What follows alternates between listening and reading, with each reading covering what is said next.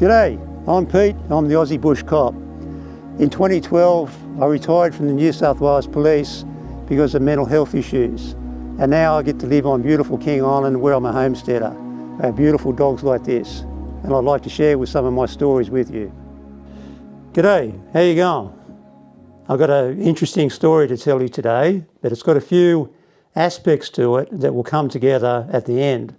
So I hope you've got your thinking caps on, as I'm going to need you to stay with me a little bit. This story is about a crash that I attended when I was stationed at Greenthorpe. Now, Greenthorpe is a village of 120 people, and mostly when I was stationed there, I worked out of the police station, much bigger police stations of Young and Grenfell. But the story that I'm going to share with you actually has a backstory, and I'm going to touch on that briefly because it's an important component of it. Before being at Greenthorpe, I was stationed in Dubbo. And Dubbo, as you may know, is a large regional city in New South Wales. And after I transferred from Dubbo, a truly horrible crash happened where a young boy was killed. And arising out of that crash was a new law. And it was colloquially known, I won't say the boy's name, but I'll just give him another name. It was known as, say, John's Law. Sorry to all the Johns out there. And out of this, so this law, became a law, and the first time it was ever used, or at least a conviction arising out of it, was out of the story that I'm about to tell you. So that's one of the backstories. When I got to Greenthorpe, I went and walked around and introduced myself to the entire village. There was about 120 people that lived there. And so when I did that, there was a couple of places that I missed, or when I knocked on the doors, that they weren't home. Anyway, let's roll on months and months after that. And I was actually when this story happened, I was on annual leave, and this is another important part of the story. When you're stationed at tiny bush towns like I was, when you're on annual leave, you took your truck, your marked police truck, into the next big station so that they could utilise it while you were on leave. And you also left your pistol in at the big station as well. So anyway, on this particular night, I had friends visiting for the weekend because the next day was an open day at a very well-known mansion that was not very far from where I was stationed called Iandra Castle. And Iandra Castle is about a 14-bedroom home, and it was open to the public about 6 or 8 times of the year. And it's managed, it's a proper working farm, a very serious working farm, managed by a good friend of mine called Rod Kershaw and his lovely wife Beverly. Anyway, so I remember this happened on the June long weekend. And if you're not from Australia, that means it was in the dead of winter. So this particular night, my friends that were visiting from Dubbo, and he was a serving police officer at the time, and his wife, were visiting my wife and I. And we're down at the local hotel having our meal. And during this meal, there was two blokes that I didn't know. And one of them, in a playful kind of a way, was interjecting into our conversation. And I gathered quickly he was interjecting because he was a little bit put out that I hadn't gone to meet him. And so I went over and I just politely spoke to him and said, "Mate, I'm sorry I didn't get to meet you when I first got here, but when I'm back on duty, I'll make a point of coming round and saying g'day and we can chew the fat." And so I shook his hand. That was another important part of this story. I shook his hand, went back to our meal, finished our meal, and my friends and my wife, we went back to my home. The other part of the story that's important is that where I was stationed was the house and the police station was under the same roof. And the station was about as big as a phone box, jokingly speaking, very small. Anyway, so we went back to my home. We went to bed, and would have been hours later, my daughter came into my wife and I's bedroom in a really agitated state. She said, Dad, someone's on the phone and he's really upset. And what she meant was all these little police stations have a phone, and when you pick up that phone, it puts you in contact with the next police station on duty, or puts you in contact with the police radio network, which is called VKG. So I got up and I went out to front door, and here's this man, this mature-aged man, and he said, my son is out on Iandra Road and he's dying, present tense. Okay, mate, well, you go back out there and we'll get out there quick. So I went and woke my friend up, and I said to him, Paul, mate, we've got a job. So we got in his private car and we drove out to where he told us where this incident had occurred. I got out there and I quickly established that his son was dead.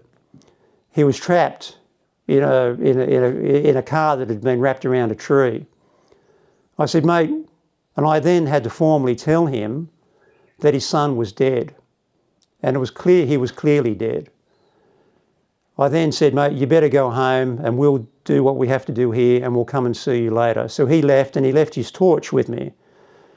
What I'd taken with me to the scene was my portable police radio and a first aid kit. I then said to my friend, before the father went home, I said, mate, where's the driver? And he pointed up the road and he said he walked up that way. So I said to my friend, mate, you get in your car and you see if you can find this bloke. I'll stay here and guard the crime scene. We needed to make sure that the offender didn't come back and then try and alter the crime scene by setting fire to it, for example. So my friend, he got in his private car and drove off up the road heading towards Young, which is the next big town.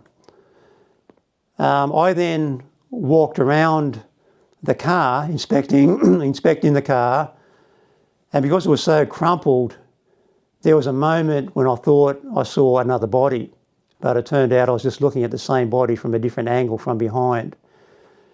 The mist was so thick that I could see it swirling around my body as I moved around slowly in the dark. And I'll admit that there was a creepiness about being in such an isolated spot on such a foggy night with a deceased person.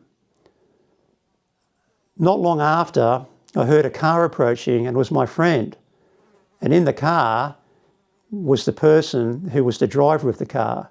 What had happened was that my friend went up the road, saw this bloke walking along and said to him, mate, where are you going? He said, I'm going to Greenthorpe. He said, well, you're going the wrong direction. Get in the car and I'll give you a lift. He didn't disclose that he was a policeman. So this bloke got in the car and drove back to where the crash was. And on the way back, let's call him the accused, said to my friend, you're not going to show me any dead bodies, are you? So he pulled up at the scene of the crash, and my friend pointed at me and said, that bloke there will want to speak to you. When this bloke got out of the car and approached me, I saw that he had blood on his pants. Now, the deceased had a bad gash on the back of his hand. And in Australia, passengers sit on the left-hand side of the car. And the gash on the back of his hand corresponded with if his hand had flopped over to where the blood was on the accused's right thigh. So I said to him, how did that blood get there, mate? And he said, I was walking along and I fell over and I fell on a stick and it caused an injury. At that point, I placed him under arrest and cautioned him. I said, mate, show me your driver's licence. So he showed me his driver's licence, and then I did a check over the police network about the registered owner. And I said, mate, you're the registered owner of this car. You're the driver, aren't you? He said, mate, I don't know a thing about it. I'll long remember those words. I then shone the torch on the face of the deceased. I said, mate, are you telling me you don't know anything about this? He said, mate, he again reiterated, mate, I don't know a thing about it. I then said to him that by then the on-duty police arrived in their caged truck. I then told the accused to go and sit in the back of the truck, and I said, mate, show me this injury that you say you've got underneath your pants where this blood is. And I might say it was a deep red crimson blood that generally comes from an artery or a vein. He took off his pants, revealed there was no injury, corresponding injury underneath this blood. He then was transported back to, I think, probably the Young police station. At that point, my duty and the duty of my friend was over. He then went back to the Young police station where detectives would have been called, and they started the interviewing and charging process. Some of the curious things about this story is that it happened when I was on annual leave, which greatly added to our ability to successfully prosecute him. Because if I was on duty or I wasn't on annual leave, I would have had a police truck, and we would have went out there in a police truck. And when he saw a police truck going along the road, he would have very quickly dodged, because of the fog, he would have very easily dodged any observations by my friend or by me, because he would have seen a police truck and clearly didn't want to be anywhere near us. So we would have lost the information about the blood on his pants. We would have lost evidence of his lack of sobriety, because he was intoxicated by both illegal drugs and alcohol.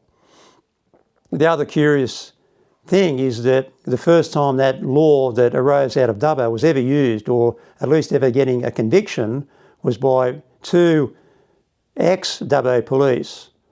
That to me was also interesting. The hand that I shook just a few hours earlier in the hotel was the same hand that I took into my palm and checked for a pulse when he was trapped in the car.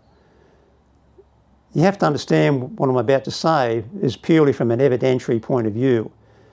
Fortunately, for us, the body was trapped on the passenger side by his feet.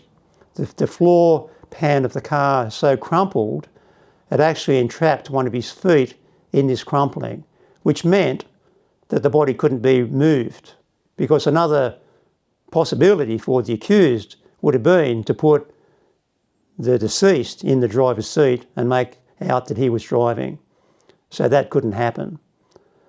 And so the other thing that occurred because of this earlier law and our first use of that law was that judges are guided in their sentencing by sentencing procedures and sentencing what has happened before in a similar case or matter. This was the first time it was used, and so the judge, you might say, was unburdened by any prior sentences that had been handed out in a matter like that. And if you're not from Australia, if you're from the United States, you might be surprised to learn that, I'm not going to say this is my opinion, but most of the time there's society or the public is upset with the lenient sentences handed out to persons who commit these crimes. But in this instance, as I said, the judge was not guided by any former sentencing procedures.